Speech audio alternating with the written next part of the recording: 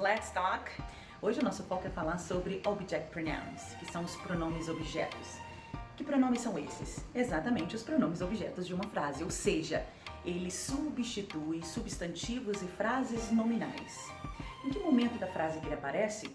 Sempre depois de verbo ou depois de preposição. Eles correspondem aos nossos pronomes do caso oblíquo, né? Pronomes pessoais do caso oblíquo.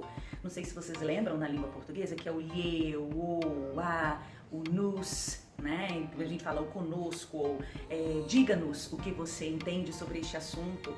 Então, esses pronomes oblíquos da língua portuguesa em inglês correspondem aos object pronouns, ok? Mesmo naqueles momentos em que ao traduzir a frase a gente traduz ele como se fosse um pronome sujeito, tipo falar com ele ou falar com ela, em inglês eu jamais usaria o meu pronome sujeito, que é she, he, depois de com, justamente porque com é uma preposição. Então, pós-preposição e pós-verbo eu preciso colocar um pronome, um sujeito, não vou colocar o nome, posso usar ali o pronome objeto, tá bom? Afinal, o pronome ele é para substituir um nome. E ele evita repetições no seu texto, na sua frase, fazendo com que ela fique mais simples, mais coesa e mais fluida, tá bom? Vamos conhecer quais são, então? Para cada pronome, ele corresponde a para cada pronome objeto, a gente tem um pronome sujeito, ok? Então, para cada um corresponde ao outro ali. Se eu estou falando de eu, que é o I, eu vou usar me. Se eu estou falando de you, o pronome objeto também é you, ele não altera na sua ortografia. Eu vou saber que é diferente o uso mediante ao contexto, tá bom? No caso, se eu estou falando relacionado a ele, o pronome objeto é him.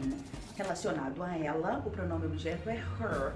Muitos alunos, inclusive, confundem esse her de uso de pronome objeto com o her de pronome possessivo, que vai ser um dos nossos próximos vídeos. Aí nós temos o it e o it, que também não muda a grafia, tanto enquanto sujeito, enquanto objeto, tá? Aí nós temos aí o we, que no caso o pronome objeto é o us. A gente tem you novamente no plural, que corresponde a you também, e o they, que o pronome objeto vai ser them, tá bom? Então são estes os pronomes, sempre que eu estiver relacionando a qual pessoa do discurso, a qual sujeito do discurso, eu vou pegar aquele pronome objeto correspondente para poder usar na frase, tá bom? Aí, de acordo com o contexto, pode ser que você tenha que variar entre um e outro. Vamos dar alguns exemplos?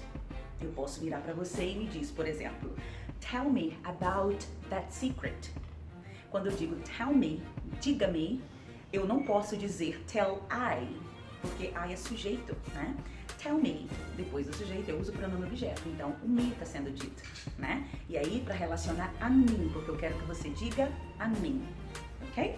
Muito bem, agora se eu tiver um exemplo com preposição, por exemplo, tell me about that book, por exemplo, tell me about it, né? Ao invés de falar that book, posso substituir por it, que é o pronome objeto relacionado a objeto, né? Que no caso é book, que o sujeito também seria it, né?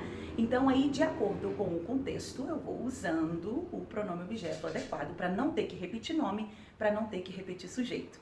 É pós-verbo, é pós-preposição.